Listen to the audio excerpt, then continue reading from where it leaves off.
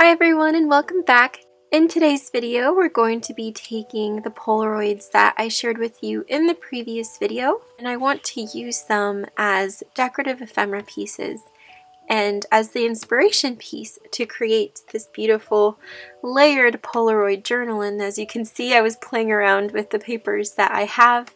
We're going to be creating the pages in this video, and in part 3 we're going to be creating the cover. But this is a little sneak peek as to what I'm imagining for the final journal. For the pages, I'm essentially going to be taking paper scraps as like a paper base, as well as my newest digitals that are in the shop, using the little envelopes to create actual envelope pages that the little Polaroids can fit in very nicely. I'm going to be using the sweet little hanky, an embroidered hanky as a page, perhaps a pocket as well. And I was configuring these pages as I want to have a layered look. Since most of my Polaroids are different sizes, the ones that I've made of course, the Polaroid, they turn beautifully into Polaroid pages because we've made them essentially the size of a page. And I'm going to see which papers would be the perfect background base for the Polaroids. I'm pairing the Polaroids to the coordinating wallpapers that I think match them really well. And all of the papers that I'm using are all part of the newest digitals that are in my shop.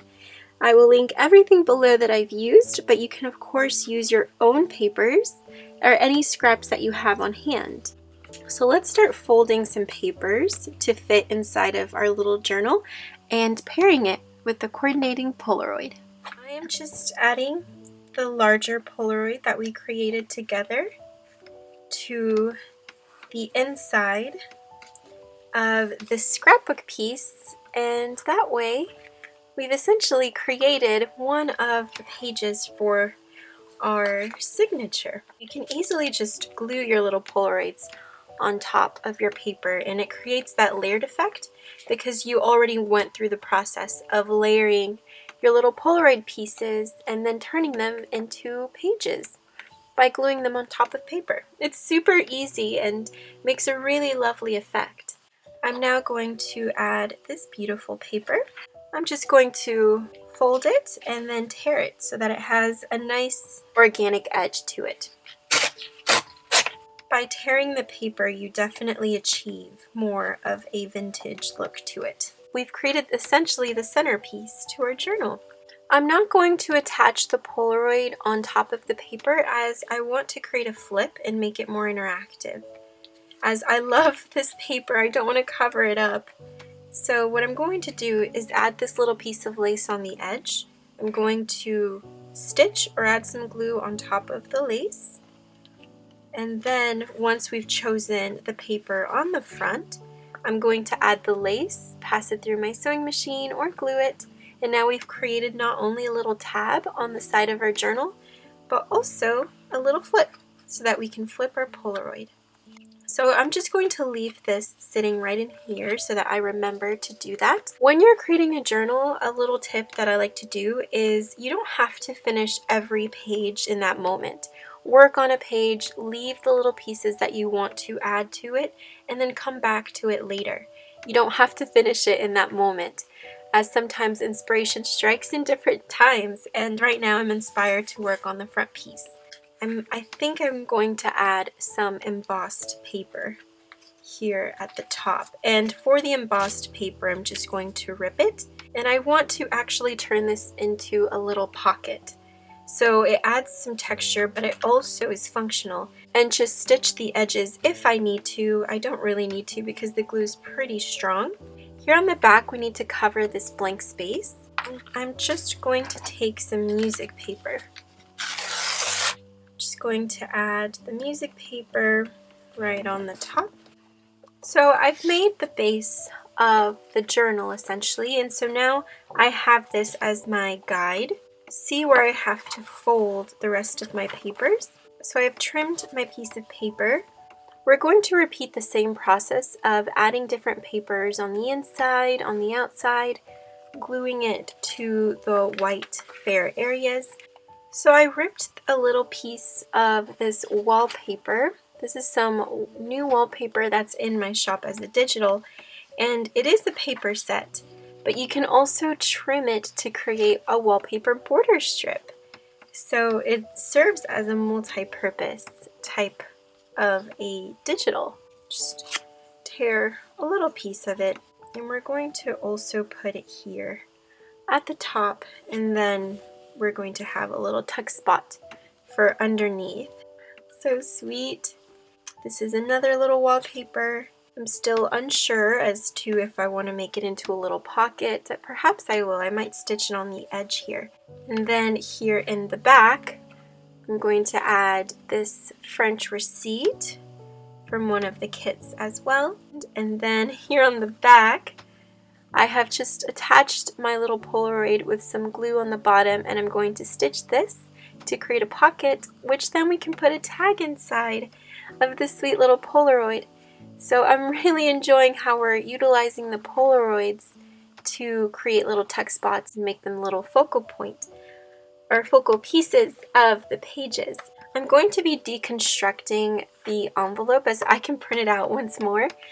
The great thing about digital envelopes is that you can reprint them. You can use them for other purposes other than an envelope. I'm going to be deconstructing it as it gives me the perfect size for this little journal to create little tuck spots with them. If we rip the top part of the envelope, it gives us a scalloped pocket that we can now use on the side of any page to create a little tuck spot, which I think is adorable, and I think I want to use this on one of the first pages. This is an envelope that we're not going to deconstruct. We're going to fold the flap and use this as an actual page. Oh my goodness, this is a match made in heaven. But I'm going to already be using this paper as a little pocket on the front of the journal, so I don't want to overuse that design. I think we might use this one. This is some beautiful French paper. I'm just going to rip the edge. And to turn it into an actual page, I'm going to take my music paper, and we're just going to add the paper right on top. And now you want to tear the bottom. And on this music page, I've added some of that pink French paper, and on the front and on the back, we're going to take some fabric, and we're going to take some of that vintage hanky, and we're going to stitch it right on top. And then on the inside, I want to use this letter that I used one of my bloom stickers on. Stitch it right on top. And then on the back, I want to use that other piece of the envelope, and we're just going to stitch it right on the back. And I might glue a pocket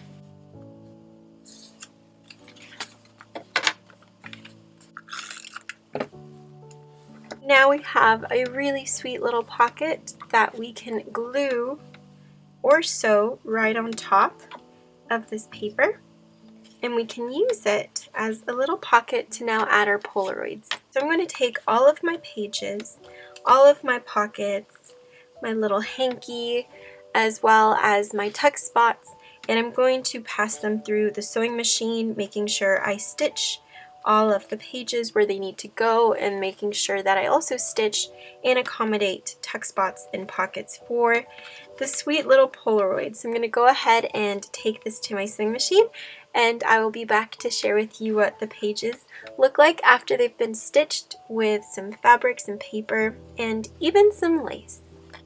Oh my goodness, this is so beautiful. I just finished passing all of the pages through my sewing machine.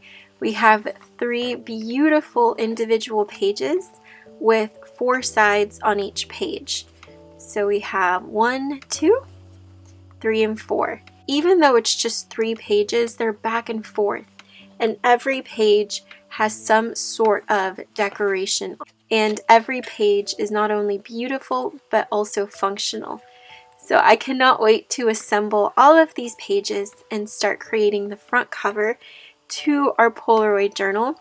I still need to go through and add little ephemera pieces to the pockets of the pages. I have a really sweet idea for how I want to decorate the envelope and some of the pages that are a little bit more simple. This is one of the pages that melts my heart as it's the perfect size for a little tag if you're trying to create a journal like this as well. All you need is some beautiful papers that match, some embossed papers, little scrap pieces and elements that you can use to form pages with, and even leftover pieces of fabric. And of course, your beautiful Polaroids. You can stitch them on a page or tuck them into a little pocket. Cannot wait to share with you the finished product, and definitely stay tuned for part 3, where we're going to be taking other little papers, envelopes, and elements, and this scrap piece of cardboard, and we're going to be creating the front and the back cover to our beautiful layered Polaroid journal. There's still so much to put into this sweet little journal, and I cannot wait to share more. I hope that this video gave you a little bit of inspiration and excitement to see how we create the cover and the final finished flip through of this beautiful Polaroid journal. Thank you so much for watching, and I hope that you guys have an incredible day. Bye-bye, and talk to you soon.